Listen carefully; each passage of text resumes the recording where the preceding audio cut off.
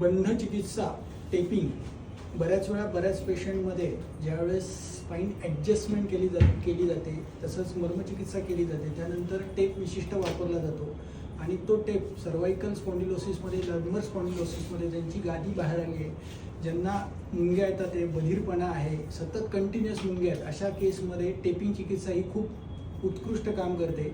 इथे लंबर टेप लावलेला आहे पेशंटमध्ये. या प्रकारे लंबर टेपिंग केलं जातं. त्याचबरोबर इथे सर्वायकल टेप हा विशिष्ट प्रकारे इथे वापरलेला आहे. त्याचबरोबर लंबर टेपिंग इथं केलेलं आहे. ज्या पेशंटमध्ये डिस्क हर्निएशन झालं मुंग्या येतात ते बधिरता आहे अशा केसेसमध्ये जर टेपिंग केलं तर त्या मुंग्या ह्या कमी होतात आणि डिस्क हर्निएशन मॅन्युअल थेरपीमुळे कमी होतं.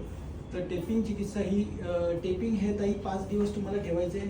5व्या दिवशी 5 दिवसात बऱ्याच वेळा काही लोकांना खाज येते. तिथे खाज आली तर तिथे तुम्ही चेहऱ्याला लावतो ती पावडर टाकायची आहे. त्याचबरोबर टेपिंग काढत असताना ते फार चिकट आहे एकदम प्लास्टरसारखं कडक आहे ते असं निघणार नाही. त्यासाठी तुम्ही चांगला साबण लावा.